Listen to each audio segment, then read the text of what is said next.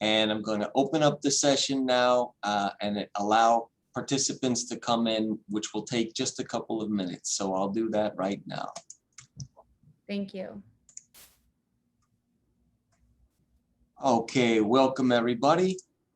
You are in the right place.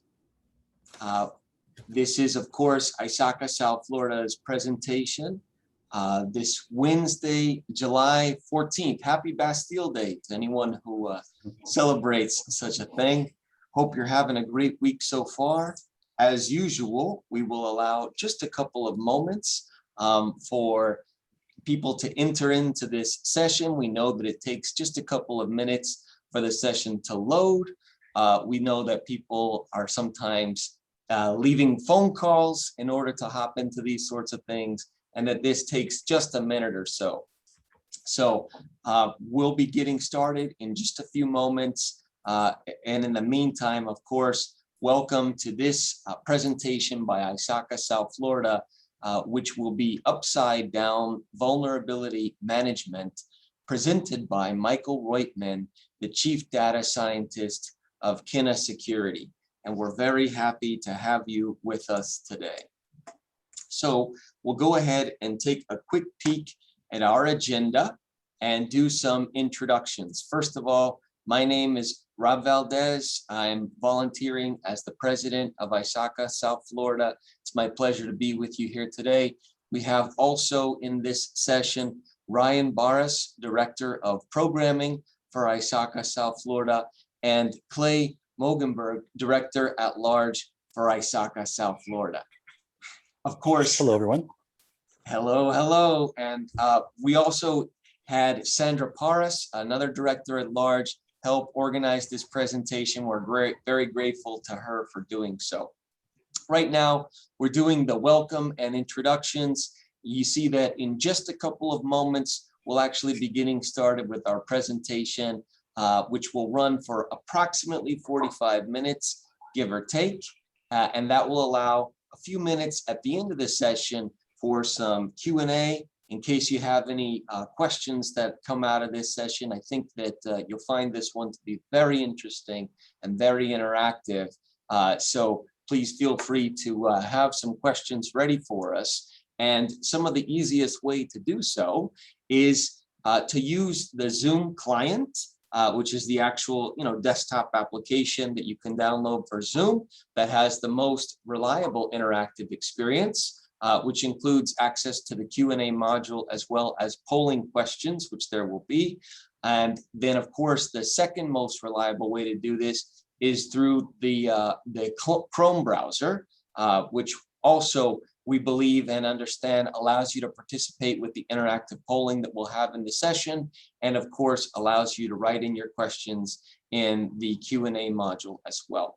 For any other questions which you would like to present to ISACASFL Florida or comments, you can feel free to use the chat. We'll be monitoring those and trying to get to those timely. But the easiest way to ask questions in the session is through the Q&A module. And Michael will be doing a number of live, spontaneous polling questions that will be asked during this presentation, something that we're really looking forward to sharing and making it a little bit more interactive. So please make sure that if you want to participate in that, you have access to those types of resources. So without further ado then, what I'm actually going to do now is introduce Erin Eunice from Kenna Security so that she can introduce Michael and also tell us a little bit about Kenna Security so that we understand a little bit more about the context of this thought leadership and presentation for today.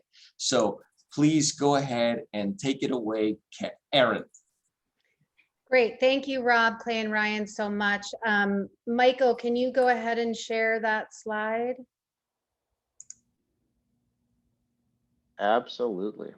Thank you. So thank you so much for giving Kenna Security the opportunity to present today. We're really excited to be here. We hope this content will be helpful. If you do hear something of interest and want some additional information, please do reach out to me at the contact information I provided on this slide. I wanted to take a minute and provide some context around our risk-based vulnerability management and analytics platform. As an exciting side note, as of about 2 weeks ago, Kenna Security is now a part of Cisco within their security business group. And this is really going to help elevate our solutions and expedite our roadmap. So we're really excited about this. So our main value proposition is providing data intelligence via a really easy to use UI, which allows our clients to reduce risk throughout the enterprise and really create significant efficiencies within their vulnerability management and remediation programs. We do this by ingesting our clients' enterprise data via our pre-built API connectors. And then once we have all that data, we analyze that against our 20+ dynamics, so near real time, global threat intel feeds, and we look at things like active exploits, weaponized exploits, volume and velocity of exploits. And then this data is analyzed against our predictive risk models, which have very high accuracy. The outcome of this is a very granular risk score prioritization and remediation guidance. And also included, which is really great for board and C-level, are dashboards that show benchmark and trendline data. The topic today is inverting vulnerability management pyramid, excuse me, which will be presented by Michael Roytman, our chief data scientist. You've probably all browsed through his bio right there. So as you can see, he has a wealth of knowledge on this topic and a lot of experience. And without further ado, I will hand it off to Michael, and thank you so much. Oh, also one last thing. We've done a lot of research with Scientia Institute. Scientia Institute was founded by the folks who wrote the Verizon data breach report, if you're familiar with that.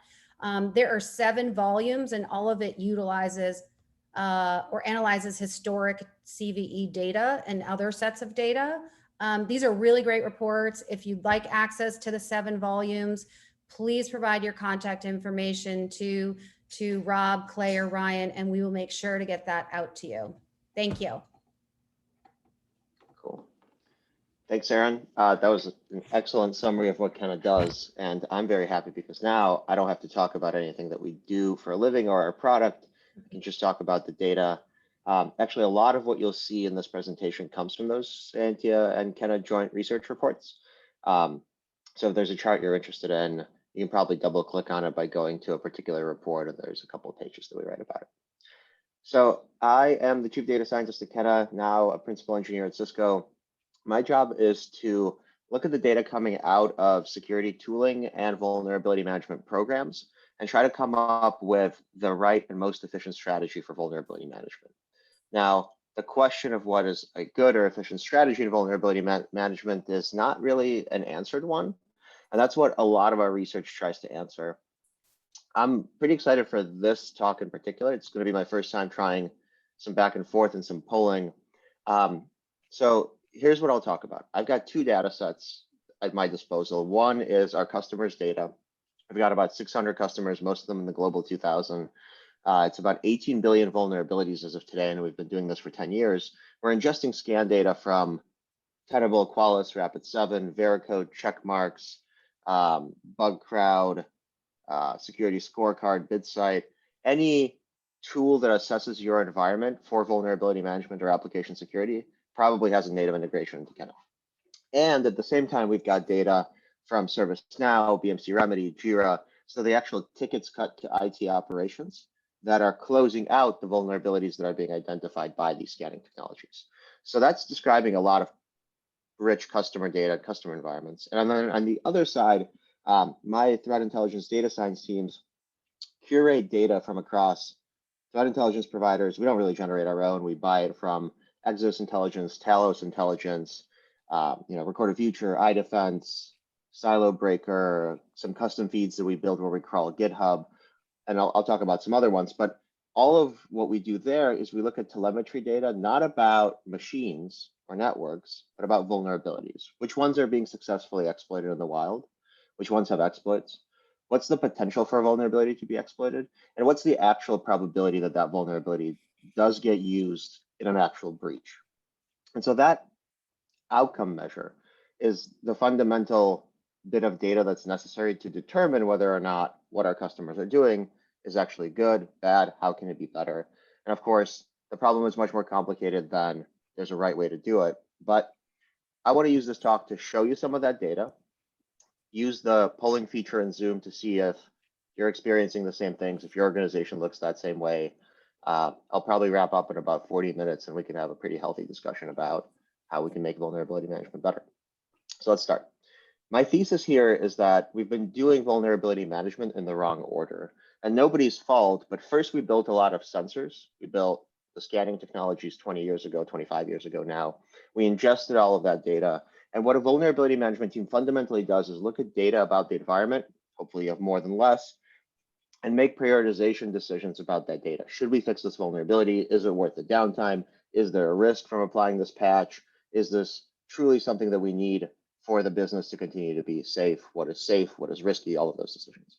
But somewhere along the line, we started filtering noise from coming out of these scanners into signal without any formalized process for doing so. That's what I want to build up. So there's two things we need to know first. The first thing is that when folks remediate vulnerabilities, there seems to be a limit on the capacity of organizations. Every dot here is one of our 600 customers. And on the x-axis, there's the number of vulnerabilities they see in any given month. So you can see there's some Fortune 5s here, seeing about 50, 60 million vulnerabilities per month. And there's some smaller organizations that might see 10,000 vulnerabilities per month. This is non-linear, this is logarithmic. And so on the upper side, those are all Fortune 50. Probably this is the Fortune 500 or so, this cluster, and then all of these are the Global 2000. We looked at a 24-month study period, and we broke it up into months. How many vulnerabilities did you see that month versus the y-axis, which is how many vulnerabilities did your IT operations teams end up closing out that month? And what we find is mind-blowingly consistent. This is an R-squared of 0.964, which is almost, it's as good as like you would see an example in a textbook, but about 10% is the capacity that most organizations have, regardless of size. That scale and variance is really important. And of course, some organizations are doing better. The best performers are doing about 20%. Some are doing worse, maybe 5%. But if you think about that capacity, if you think that on median, we have about 10% remediation capacity for the vulnerabilities that currently exist in organizations, that tells us that at most we should be targeting that as how much risk we can reduce. Now, is that enough? Is this a terrible bit of information, or is this okay? Is up to debate, and that's what the next slide is going to be about. But first, I want to stop and test out this polling feature. So what do you think? Is this consistent with what you're seeing at your organizations? Are you doing better? Are you doing worse? Yes would be you're consistent. No would be I'm seeing something very different. And other would be it's much more complicated than that, Michael. Don't just try to look at the raw numbers. Oh, this is really cool. So I'm seeing an overwhelming amount of yeses and others, but I like not seeing any no's. There's about 10% no's. I have guesses about why this is happening. I think that part of this is that the constraints on what you can and can't remediate, not just in terms of what patches are available, but also in terms of if a technology has been up for a certain amount of time, there might be a process that's too critical. You might want to keep it open. Some systems are unsupported. We'll get into that a bit later too, are what's causing that capacity constraint. And the scale and variance part is what's interesting here. If larger organizations were doing better, then you would think that having a bigger budget helps in this regard. But some of the largest banks in the world are at the top here, and they have nearly infinite resources for remediation, and yet still they're seeing the same 10% capacity. So that tells me that it's a technological problem, not a organizational problem. So let's see. Oh, cool, share results. This is a really cool feature. So is 10% enough is the question we have to answer. And it turns out that when we look at all of the vulnerabilities out there, now I'm looking at the other data set, the threat intelligence data set. We look at all of the CVEs out there, about 160,000 today. Turns out that 77% of them have no published or observed exploit. About 21% of them have proof of concept exploit code or a dark web exploit or a Metasploit or a Canvas module. So some way to take advantage of that vulnerability without having to write a 0-day. But only about 1 to 2% of CVEs actually have exploits that we see used in the wild. And by we, I mean Recorded Future, Exodus Intelligence, Proofpoint, Reversing Labs. We have a backdoor into Alien Vault, Cisco Talos. When you look at all of the CVEs that have actually been exploited in the wild and successful compromise, it's only about 2,000 to 3,000 of them, depending on how you slice the data. And not just because of the signatures that we've written, because we have signatures for a solid amount of CVEs, but because most of them don't need to be used. If you have 30 vulnerabilities in a release of Adobe Reader 9.1, and one of them has a Metasploit module, the attacker has no incentive to write a second one for one of those 25 vulnerabilities, because either that one worked or the customer has upgraded that system and it's not going to work. No point in developing more exploits. So if we have 10% capacity, we can address that 1 to 2% with it if only we knew ahead of time what it was that was being exploited. But we also have some buffer, and that buffer comes in the what's actually has an exploit but maybe isn't being exploited today. And so we're kind of arriving at the real question here, which is not the old way of doing vulnerability management: collect a bunch of data, figure out what's high risk. CVSS, high and criticals comprise about 40–50% of the vulnerabilities we actually see scanned in. But understand that every time you're cutting a ticket, you're actually making a prioritization decision, and start evaluating those prioritization decisions. How do we do that? Well, if you were to use accuracy as a metric for vulnerability management, you would be in a bad place. When something is really rare, accuracy isn't a metric that statistically works very well. And here's an example. Let's say you manage 100 machines, and every day you walk into your CIO's office and you say, we're all good, everything's safe. But one of those machines has Bluekeep on it that's been actively exploited over the past week. Every day, if you walked in and said, we're all good, you would be 99% accurate with your assessment. It just wouldn't be very useful to the business, because it just takes one for that compromise to occur. So instead, we use two other metrics. They're actually classical machine learning metrics. One is called efficiency, which is precision, and the other is called coverage, which is recall. Efficiency is if you fix 10 vulnerabilities or you cut 10 tickets, what percentage of those actually have an exploit or successful exploitation associated with them? And this is a really great way to measure the efficacy of your vulnerability management program. If you were remediating only vulnerabilities that actually pose a risk to your organization, you would know that you weren't wasting any IT ops time. You are super efficient. But if you just fixed Bluekeep in 2018, you would be 100% efficient, but you only reduce risk a little bit. So that's where the trade-off comes in, and that's why coverage or recall is important. Coverage is, of all of the vulnerabilities that are out there, what percentage of them does my strategy cover? And so here you're looking at only 120 of those 600 organizations. They actually signed consent and opted into this study, and we're happy to share this data with anybody. It's in a prioritization and prediction report. But we're looking at their actual ServiceNow and Jira tickets that were cut, closed out, and then the vulnerabilities were remediated over the same 2-year study period. And each dot here is, again, 24 months of data, but now we're measuring how good they were at vulnerability management. How efficient were they? And it seems like there's a normal distribution around 40% efficiency. And what was their coverage? And there's two clusters here.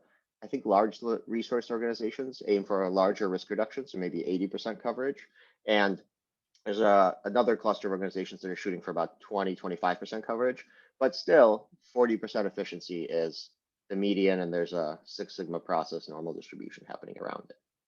And so the question that I want to try to answer is, if starting with the noise and trying to get to the signal is only keeping us at 40% efficiency, and keep in mind, these are large, sophisticated organizations that are Kenna customers, which means they're investing on top of compliance and buying a prioritization product to begin with. How can we do better than 40% efficiency? And the answer, I think, is that we need to start with modeling the vulnerabilities themselves, and then maximizing the investments in other technologies, not just scanners, to understand where those vulnerabilities are and how to remediate them. It's almost impossible to make assessments in a manual fashion about all 160,000 vulnerabilities in near real time. But if you have a machine learning model that's built, or any model really, that attempts to forecast that vulnerability or describe its risk, then you can make the coverage decision or the risk tolerance policy decision at the modeling level, and then slice down only what's really likely and look across all of your tools and maximize those investments. What does that actually look like? Well, let's take a look at how people are remediating things to understand what's actually risky and what's not. This is a survival curve, and I love using this chart for vulnerability management. Survival curves are actually for medical conditions, or a cancer patient has a survival curve, a probability of surviving a long time out from the study period. Here I'm looking at 18 billion vulnerabilities, so everything we've ever seen, everything that's been remediated. We're looking at if it was remediated in the first year, how quickly was it remediated? So the idea here is that you start at the 0, 0 up here, and here at time 0, no vulnerability is remediated. And then in the first month, 45% of vulnerabilities end up being remediated. And that seems like a consequence of the 30/60/90 SLA dogma that we have rolling around in security. After 3 months, about 2/3 of vulnerabilities are remediated. And as you keep going out further, it asymptotically approaches a number. After a year, about 20% of vulnerabilities exist. But not all vulnerabilities are created equal. And the survival curve is a super useful tool for understanding the differences between vulnerabilities. If you look at Mac OS versus Microsoft versus Linux versus appliances or devices, the differences are astronomical. Microsoft vulnerabilities, 50% of them will be remediated in the first 36 days.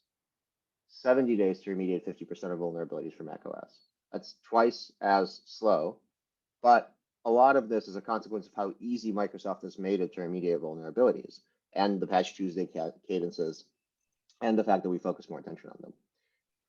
Linux and Unix vulnerabilities, 50% will take 254 days and almost a year for 50% of applications and appliances and devices, of course, because it's much harder to actually deploy the patch or do remediation. But if you think about how quickly this curve descends down the first 50% or the first 60%, depending on your risk tolerance, that is capturing how easy the vendor has made it to remediate vulnerabilities or what kind of technologies are running on it. It has very little to do with attackers themselves. So we hear all the time about the Windows printer vulnerability and how quickly we need to remediate it. You can't have the same SLA for a Linux vulnerability as you do for a Microsoft vulnerability. Because if your SLA for Linux is 30 days, you're way too fast. Most vulnerabilities will stay open for a year. And if your SLA for a Microsoft vulnerability is 30 days and you think you're fast, you're not. You're just about average. In fact, that SLA should be about 7 days if you want to be quick about that vulnerability. It gets even dicier if you look at particular technologies. Everything that's a dotted line is unsupported. Everything that's a dashed line is recently unsupported, or not so recently anymore because I made this chart in 2019. But everything that's a straight line is everything that Windows still supports. So you can see very clearly the impact of Microsoft support on the speed of remediation for vulnerabilities. XP vulnerabilities, 70% of them are still open after 2 years. Windows 2000 vulnerabilities, 60% of them are still open after 2 years. Whereas for a Windows 10 vulnerability, to remediate 40% of vulnerabilities takes less than a month. And look at how closely the ones that are supported are bundled together, especially at the beginning. This is a combination of enterprise policy and how much attention the vendor gives to the ease of remediation. Now, where should we be faster and where should we be slower is the question I want to answer with the rest of this data. Remember, we have 10% capacity. How do we use that 10% capacity? Well, the first question we should answer is how are folks using that capacity? Same exact study period, 600 organizations. Turns out 51% of them are reducing their high-risk vulnerabilities. And I define high-risk here as an exploit or being exploited in the wild, not high CVSS scores. But 33% of organizations are falling behind. They're treading water month over month. The average change in a given month, they have more high-risk vulnerabilities than before, even though they might be remediating 10, 20% of vulnerabilities in a given month. And that just tells me they're focusing on the wrong things.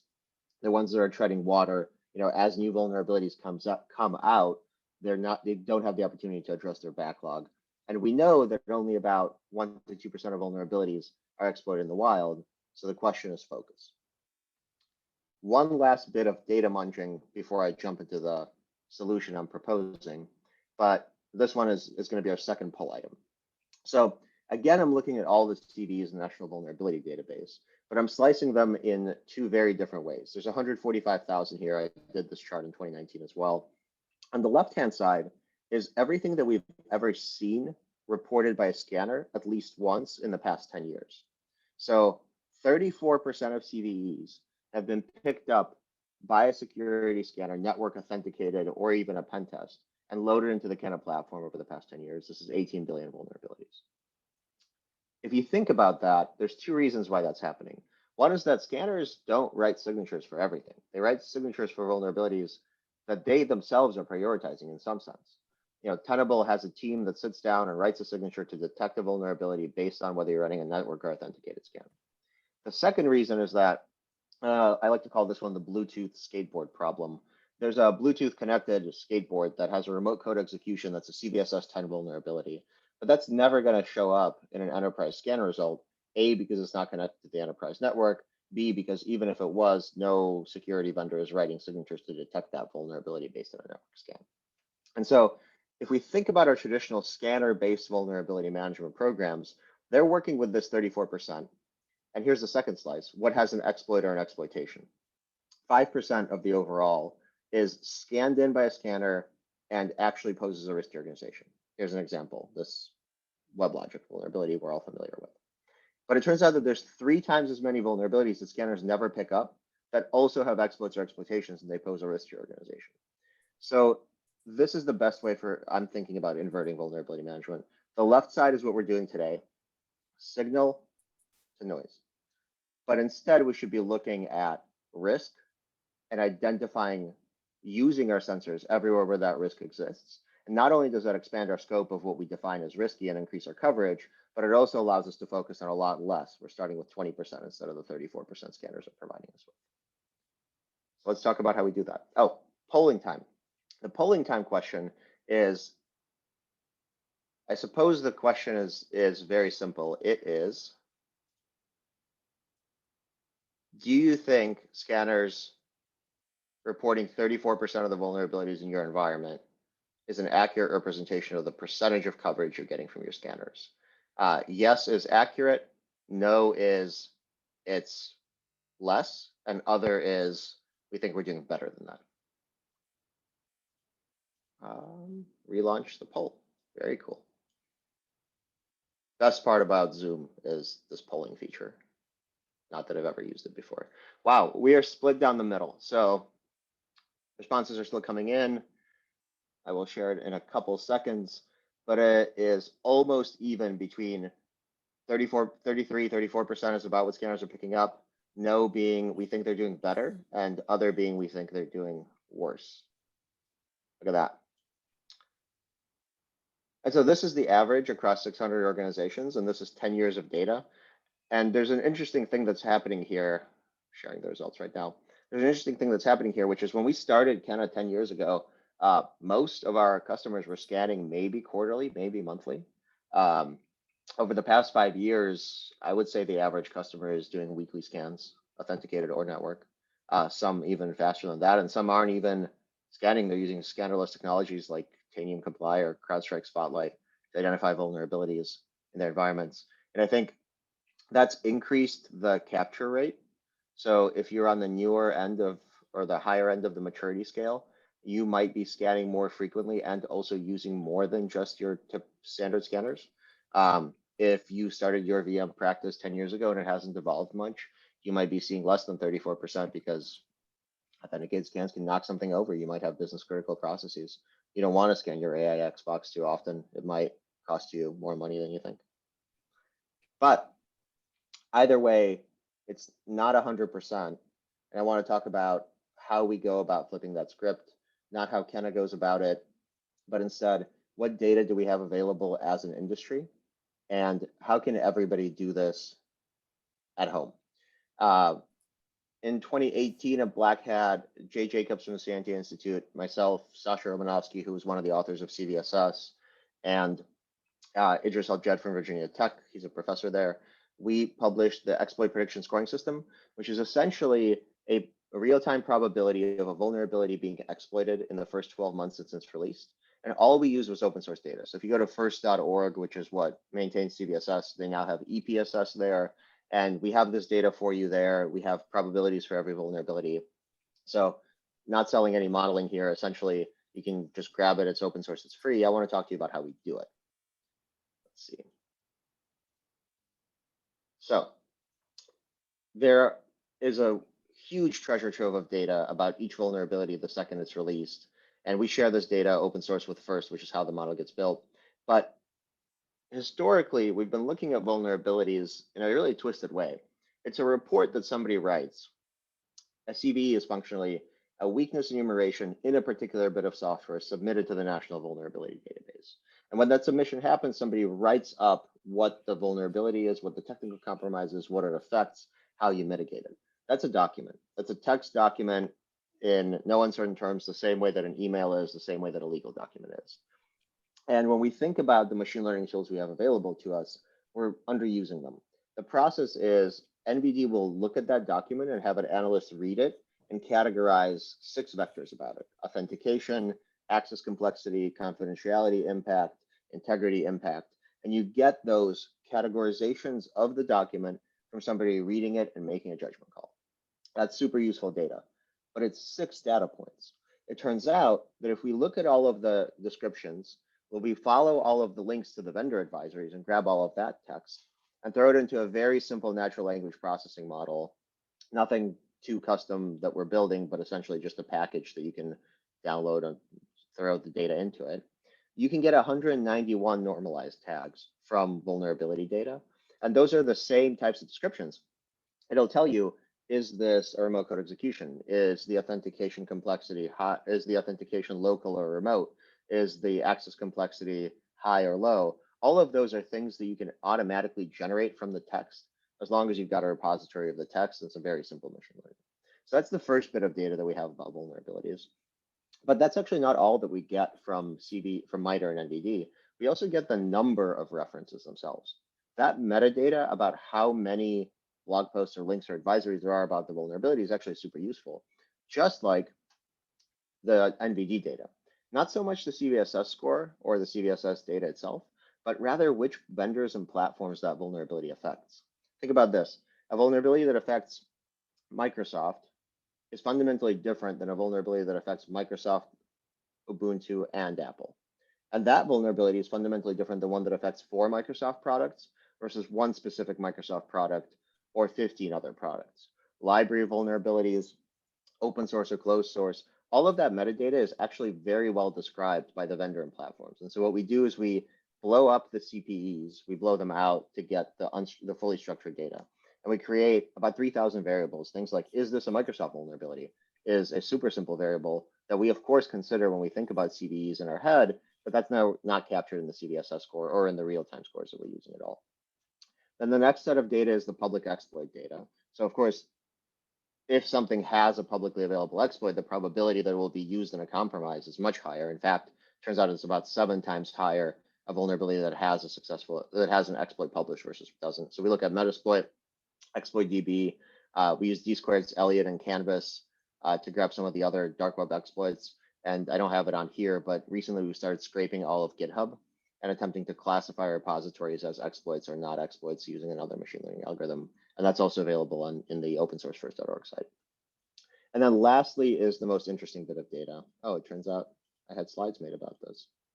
Lastly is the most interesting bit of data, which is the outcome model. The outcome data is, what are you training your machine learning model on? How do you know that your predictions are correct? And what we have here is actual successful exploitations in the wild. So when you think about an exploit existing, that doesn't guarantee that anybody's using it. And when you think about what Microsoft does in their advisories, which is they say, we've observed exploitation in the wild, that's fantastic, but that's secondary source information. It's telling me I heard a story about somebody getting popped on this vulnerability. It's probably a true story if Microsoft heard it, but it's not good enough. Instead, what we can look at is a particular machine being exploited using a particular vulnerability at a particular timestamp. And in security, we have 3 ways of detecting that data. The first is network. So we have a backdoor into the Alien Vault OSIM product. We have a great research relationship with Jaime Blasco at Alien Vault AT&T Labs. And what he does is anytime the OSIM system that they have deployed detects an IDS signature being triggered, that's an attempt. And that doesn't tell us much. But if that same machine has the vulnerability open that the signature is attacking, then there's a much higher probability that that was a successful event. There could be a mitigating control. There could be nothing on that box. It could be a vulnerability that doesn't cause data loss. But the fact that that event occurred and the vulnerability was open allows us to train our models and gives us a volume and velocity of exploitation that is probably the richest primary data source of exploitation out there. They provide us with about 180 million events like that per week across 150 countries. And ever since AT&T acquired Alien Vault, the scope of that has just been getting bigger and bigger. That's the network side. Reversing Labs is our partner for capturing the malware and ransomware side. So they have a product called Titanium A1000 where their customers, who are mostly Fortune 1000, will submit malware samples they found in incident responses to Reversing Labs to reverse. And it turns out that about 8% of those malware samples have an associated CVE with them. So they know the way that it got in there. We know it's in there because it was submitted by a customer. We know how it got in there. So that's another event. And then lastly, Proofpoint recently bought Emerging Threats. And Emerging Threats is a whole bunch of indicators of compromise, and Proofpoint owns most of the email taps, about 70% of them out there. And so when somebody interacts with a malicious PDF, an indicator of compromise gets triggered, and now we know a completely different vector for successful compromise. All in all, about 220 million events per week. The global data set that we're using right now has 13 billion events. Yeah, 13 billion events. And that's just Kenna's data. Fortinet also joined us in submitting this type of data. They have a whole bunch of sensors and devices.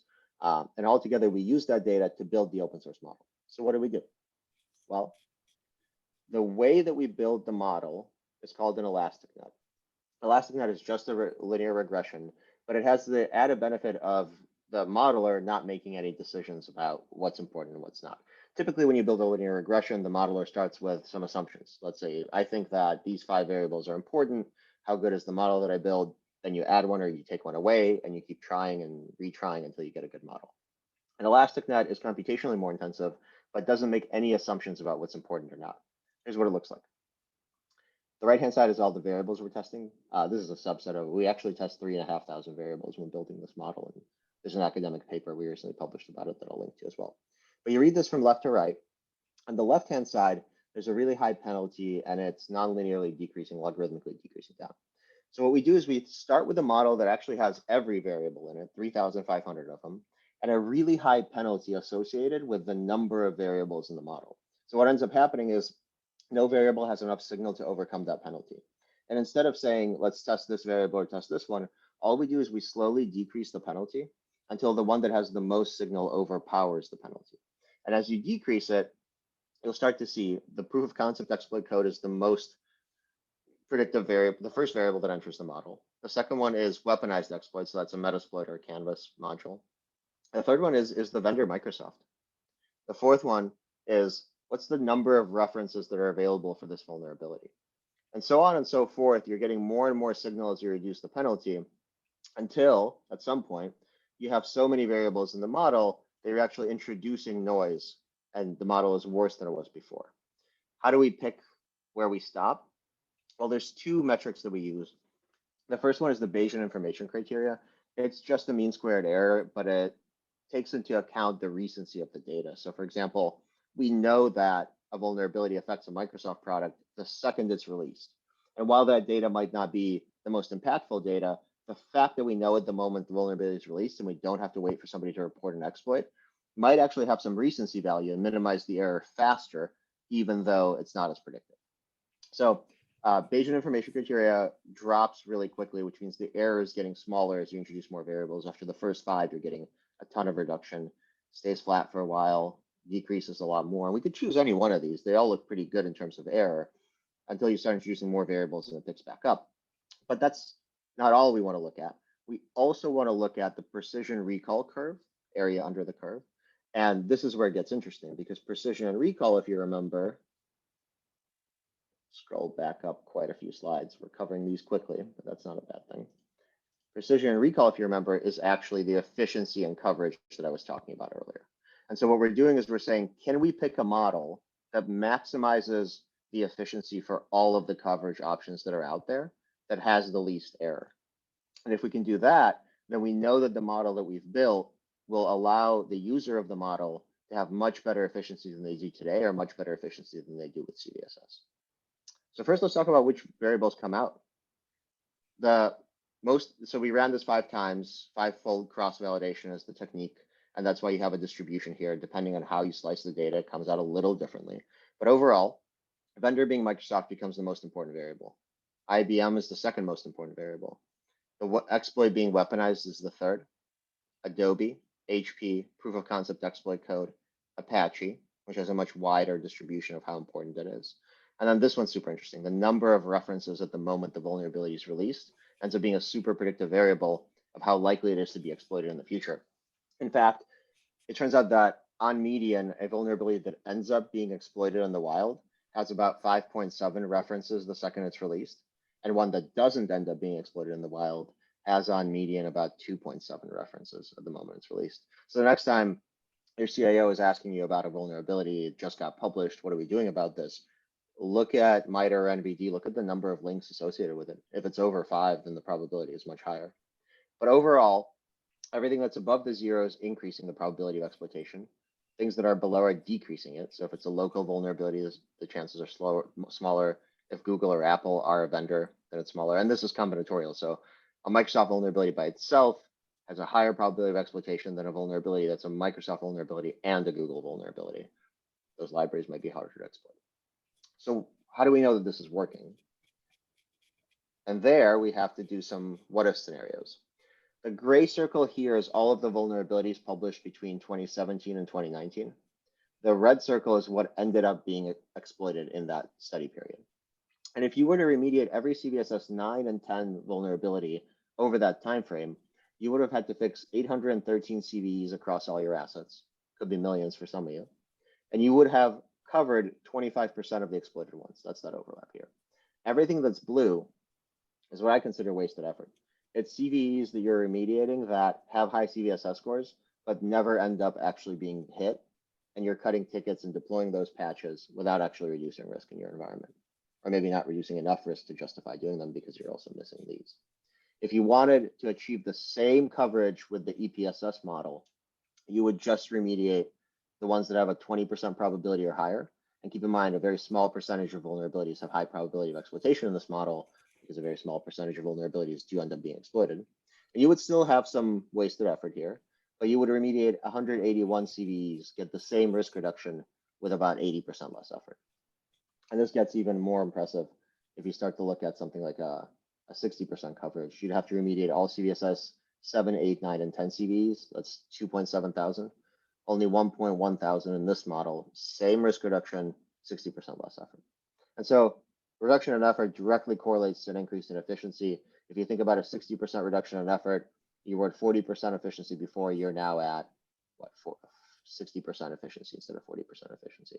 And all you did was you changed what you target with your SLAs, not how often you remediate or how often you cut tickets. You just changed which tickets you're cutting. So this gets very interesting when you think about this across all CVEs. So let's start with this. We're looking at efficiency and coverage across all CVEs, across all of NVD. And there's a 20-page report just about this chart if you're interested, but I'll try to cover just the basics. Let's say your strategy was random. You threw a dart at NVD and then remediated that vulnerability. Well, then your probability of remediating something that has an exploit or exploitation would be 21%. That's this dotted line. That's the baseline. You know, the coverage is now just a function of how much work you do, and you're randomly picking CVEs. We want to do better than random. How do we do that? Well, traditionally what we do is CVSS. But if you remediate CVSS 10 vulnerabilities, you would have 7.5% coverage and 22% efficiency, a little bit better than random. The size of this circle is how many CVEs you'd have to remediate in order to accomplish that 7.5% coverage. Most folks don't do just 10s. They do 7, 8, 9, 10, high and critical. So that's a hell of a lot better than random. 33% efficiency, 55% coverage, which is respectable for most organizations. But the size of the circle has grown to be twice the size. You're remediating about 40% of NVD at this point in order to accomplish this strategy.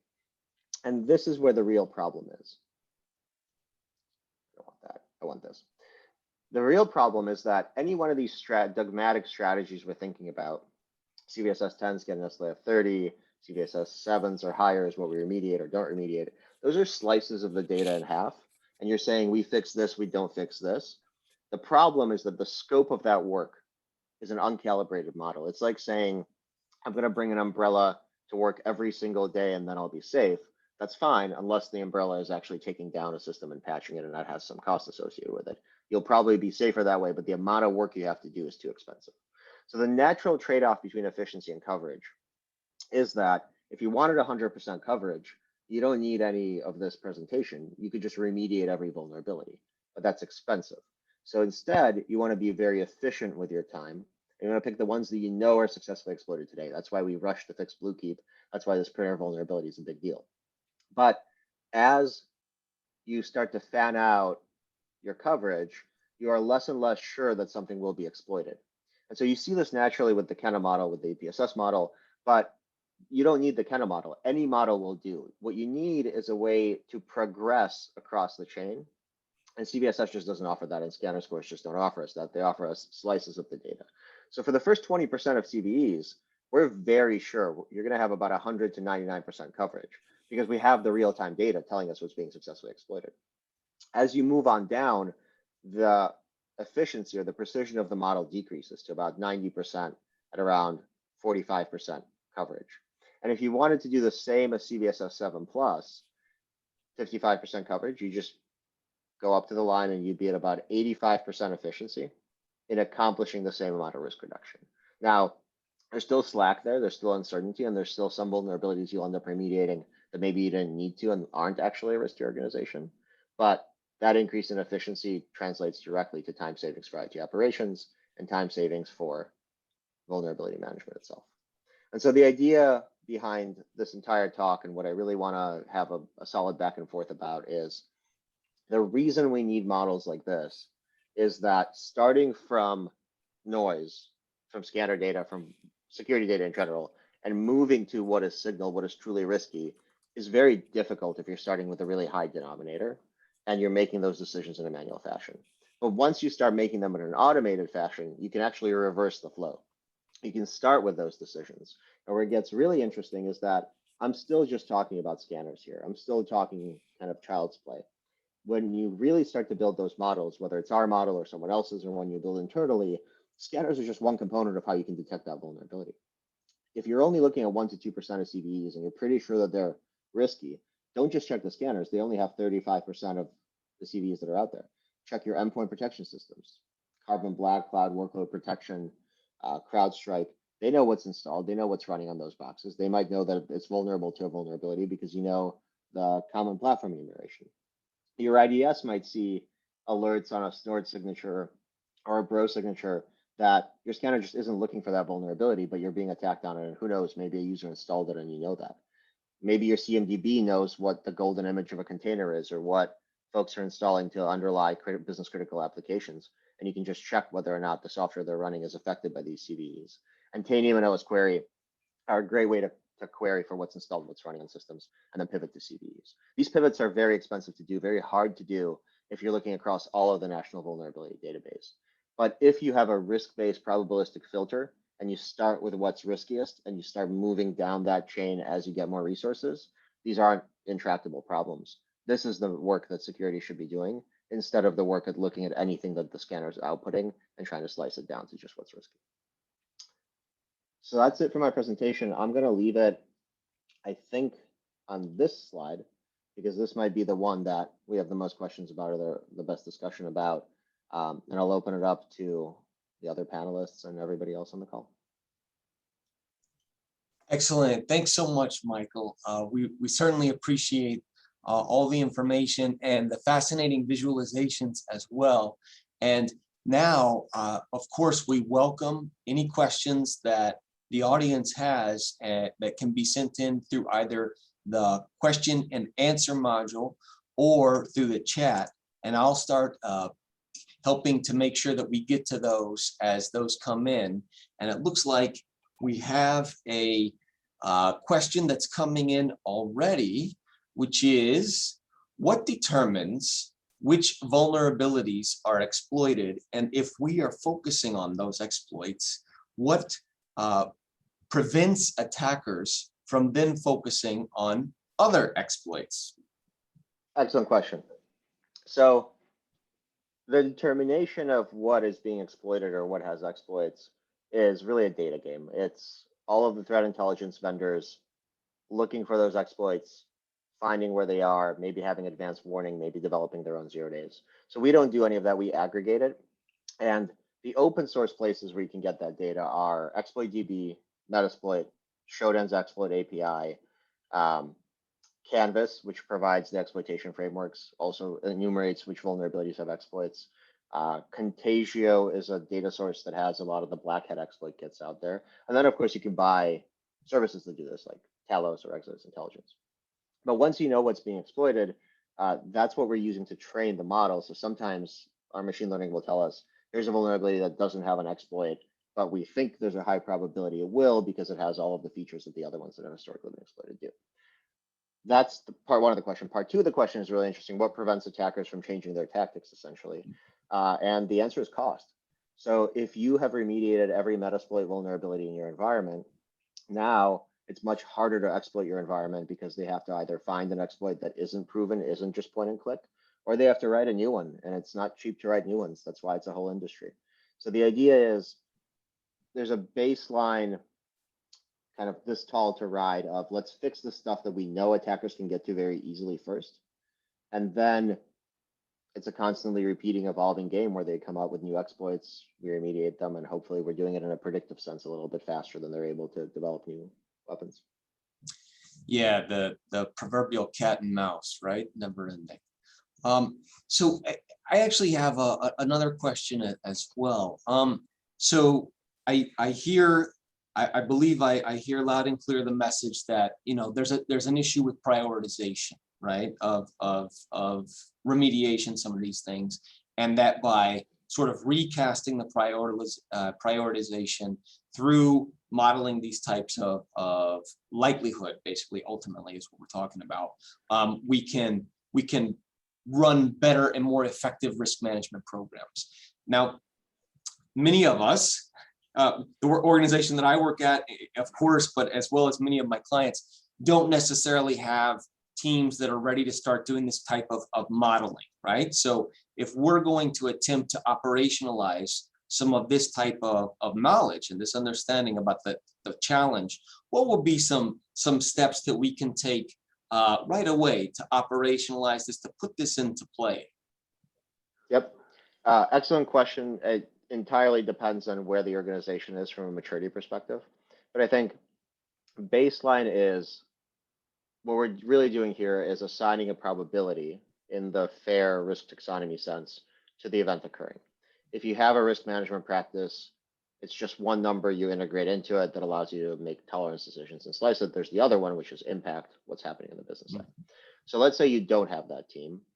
The modeling itself actually teaches us lessons about which factors are more likely to cause exploitation. And if you don't have somebody that consume a probability or a likelihood measure, you certainly have folks that can consume a much more precise slice. Let's say your policy before is CVSS 10 within 14 days. Maybe you can change that to be CVSS 10 within 6 days if it's also a Microsoft vulnerability that has 6 references when it's released. Very simple learnings from doing the modeling work can be integrated back into your policies to make those policies tighter and more efficient. I think that's level 0. Level 1 is you can use the probability to set a tolerance decision and make a slice about what it is that you go out to the business and have a discussion with them about what's critical. If you were to go out to the business and have a discussion about every single asset and every single business application in the CMDB and try to rank order them, that's a hard process, and I don't envy anybody that's doing it. That's why there's no complete CMDBs in the world today. But if you only did it for the 5% of business applications for which you know there's a highly likely vulnerability to be exploited, that might be something that you can accomplish in a quarter.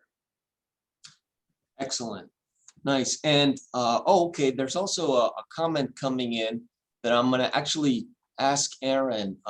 Someone's asking, how can I get a copy of the slides and Kenna report? Because they're actually working on enhancing their program right now.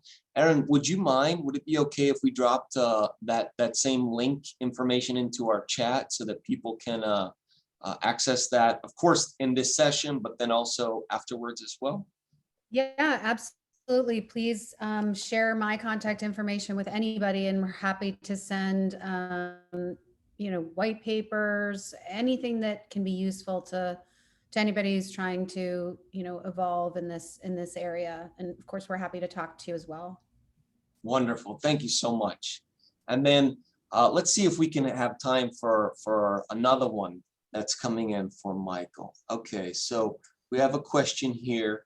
With your data-driven risk prioritization, how do you factor in industry and sector-specific risks? Michael, there's a lot of people down here in financial services, healthcare, and hospitality. So maybe some things that they're very interested in as well, right? Absolutely. So I have an answer that you won't like, and I have an answer that you will like. The answer that you won't like is that for probability of a vulnerability being used in a successful compromise, I don't think an industry has much of an impact on it, and here's why. We work with FSISAC. We get early warning from them all the time that we use in our modeling. But if I were to say, you're in hospitality, I will give you a lower probability for this vulnerability because you're not in finance. And yet the data I'm using says an attacker in Romania is actively exploiting this CVE with a campaign. I would be doing a disservice to the hospitality group by lowering that probability, because if there's truly a small amount of vulnerabilities that are responsible for these nefarious outcomes, then you want to know as soon as possible, and you want to increase that probability as much as you can. On the flip side of that is that you might not be affected by that vulnerability, and I'm going to tell you to remediate it. But I think you'll be comfortable knowing that somebody else is affected by it or already being exploited on it. So the increase in probability is justified. That's the answer you won't like. I don't think that on a long enough timeline or on a big enough risk horizon, industry matters when it comes to attack methods. Where it does matter is your posture. And what we do there is we actually have a suite of features that I spent probably the last 2 years building out, where we break up all of our customers into NAIC codes. NAICS, I don't know how to say that acronym correctly. Yeah, NAICS, I hear a lot of different ways. Yeah. NAICS. And nobody teaches you those, right? You just come up with them as you're working, and then you have no idea how to say it. And what we're doing is we're looking at the aggregation of risk across all of the assets. So, we have 3 of the top 10 banks as our customers, but we also have a ton of credit unions and smaller financial services organizations. And I think it's about 120 financial customers that we have. I might be misquoting that number. But what we do is we look at all of the assets under management across all of them, and look at the average risk score across all those assets, and then look at the trend of that over time. And then we present that to everybody in financial services. So we're saying, if you want to be better than the average financial services, then your risk tolerance decisions should be X or Y. Or the speed of remediation should be this quick for Windows assets if you're in financial services, and this quick for Windows assets if you're in education. Now, we're not saying fix it this quickly, but we're essentially giving you a benchmark based on those probabilities and based on the real data of what is actually installed and running on those systems. Yeah, so it's a relevant measure, a relevant benchmark that an organization can say to yourselves, okay, how am I doing against my peers, at least, in this process? And can I afford to be faster than them? Do I want to be faster? It creates a board level conversation that's pretty interesting. It also gets really interesting when we have, we've got organizations that might consider themselves insurance and technology and financial. And then they might be looking at 3 different benchmarks and deciding we want to be as good as the financial firms, even though we're really a technology company. Absolutely. Yeah. That as an added note, we in our reporting and dashboards, you do have access to benchline information, including how do I compare to my industry? How do I compare to other industries?